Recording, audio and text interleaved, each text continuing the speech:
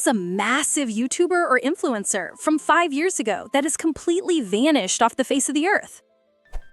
Tom Scott posted weekly for a decade, decided to retire, and hasn't posted anything since. He's been on Jet Lag the Game. If you don't know what that is, welcome to the Snack Zone. Joanna Cedia. She had over 2 million subs before deleting her channel and all her social media accounts without explanation. People were hoping she'd return, but it's been several years. I miss her so much. Her painting videos and everything were just sheer chaos, and it was such a treat to find her early on. I wish her the best in this world. Bo Burnham. He didn't disappear because he lost popularity, but he's been taking a break or working on new stuff probably for the last 4 years. Doesn't tweet or post or anything. Really hope he's about to surprise announce a new masterpiece. Don't know if it's confirmed, but I'm fairly certain he popped up in Jared Carmichael's show about his life. He's wearing a mask to avoid being on camera and talks about how Jared shouldn't let people film all his life. All of his content made it very clear he sees media and a thirst for attention as a major blight on society, so I don't expect to hear from him for a while. Maybe he'll direct another movie if we're lucky. Didn't know he was dating Phoebe Bridgers, though. If I were him, I'd probably just revert to being a private person. He's been in public since he was a teenager. He deserves some privacy for once in his life, and he has enough money now to do that. Don't get me wrong, I think he's an absolute gem of an artist, and I'd go nuts over a new release from him, but I'm happy for him if he's been able to regain some sense of a normal, private life. You can tell he needs that, at least for a while. Illuminati really messed herself into obscurity. Allegedly, she was a crazy, abusive control freak to Oz Media. I say allegedly because she loves throwing out lawsuits like Ash Ketcher likes to throw Pokeballs. FPS Russia, although that's probably more than 5 years ago, maybe more like 10. Bill Wurtz, he made a huge splash with his History of the Entire World, I Guess video. Kept pumping out popular videos, then stopped posting entirely 3 years ago, despite still pulling a few million views per video. Real shame. I enjoyed his content, though I'm sure his longer videos took forever to MS Paint. I've watched History of the Entire World at least 20 times. That video is a masterpiece from start to finish. The sun is a deadly laser. That video came out the night before my AP World exam. Everyone was gathered around phones, watching it the next morning at the testing site. I honestly blame H3 Podcast. It left a really bad taste in my mouth, the way Ethan was talking to Bill. I really enjoy Bill's content. Not in the last 5 years and not really massive, but I miss Community Channel. Seth Everman. I didn't watch his stuff religiously, but cool to see someone leave the internet on their own terms. Jenny Nicholson. Not sure exactly how massive she is, but whatever. Her videos kept getting longer and the time between them kept extending. For a while, she would post 2.5-hour videos a year. Then in 2024, she posted one 4.5-hour video, and then she disappeared. Or she's building up for a 9-hour rant about something, who knows. She posts regularly on Patreon.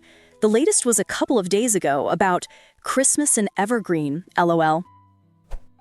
Not completely, but it's been a while since I heard anything about PewDiePie. I remember watching Ray William Johnson regularly. Now I just see him going animated story times on TikTok every now and again. Sam O'Nella Academy hasn't posted for a year. Edit. He has another channel where he posts about the New York Times crossword. Thanks all. He really only posts himself doing the New York Times daily crossword now on another account. He says he doesn't know if he'll go back to making videos. I like watching him figure out crosswords, but do miss the other videos. Endete. The channel is Sam O'Nella Crosswords. Apparently, as of recently, he's planning on making another video on the main page. Massive influencer is the wrong label, but Ali Brosh was the artist behind Hyperbole and a Half, which gave us the comic Depression Part 2 and coined the all the things meme. I still wonder about her sometimes. I hope she is doing well. So weird you brought her up because I thought of her the other day when someone was talking about writing a lot versus a lot. I had to go read A Lot Is Better Than You. The intro to that, when she's talking about typing with talons, makes me gleeful. I ended up reading a bunch of stuff over and realized I never got her second book. I ordered it that day. She's amazing. The Will It Blend guy. He hasn't posted anything in a good while. Hope the dude is okay. I still quote, "Don't breathe this," when I see smoke or dust. Because they have already blended everything. Show Nice. Is he even still alive? Dude was a total booze bag that ate tons of really weird stuff. Christine Seidelco. I think of her every Christmas because of the Mary Chrysler thing. CGP Grey. His content dwindled over the years, but he was still doing podcasts. Now, not even that. It was never fast because of how much effort goes into each video, but yeah, it's very slow. No more bees, I assume. I lost respect for him after a popular YouTube historian did a reaction video to Gray's state flag videos.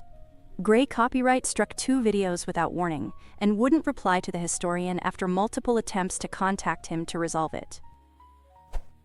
Epic rap battles of history used to be an enormous deal. They are still doing their thing sporadically, just dropped a new one 2 weeks ago, but doing far fewer numbers than they once did. They were funny, but some of it just isn't funny anymore, if that makes sense. The world is bleaker now. It's not ERB's fault. I think they got burnt out on the grind. They were churning out videos for a while and then tapered off. I hope they're still enjoying it. I still quote lines from Stalin versus Rasputin and George Washington versus William Wallace in my mind every so often.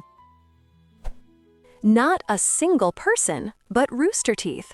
They closed up due to multiple controversies and lost profit. When they were shutting down, their GM said they hadn't turned a profit in a decade, which was around the time when Fullscreen bought them. All the big people you love from them are still doing what they love. The fuckface guys are in regulation pod. Face Jam still does it under 100% EAT, Stinky Dragon still operates as a unit, and so on. Plus some new creations from the ashes like Michael and Alfredo made a gaming channel. RT is no longer dead. Bernie bought it and is slowly reviving it. Luckily, a lot of the folks from RT have continued on in some form. By the end of RT, the main thing I consumed from them was Fuckface. That continues on in the form of the Regulation podcast. If you haven't listened to Fuckface or Regulation, I can't recommend them enough. Andrew Panton is a riot. Thanks so much for watching. If you enjoyed this video, hit the like button. It really helps. Subscribe for more and tap the bell so you don't miss the next one.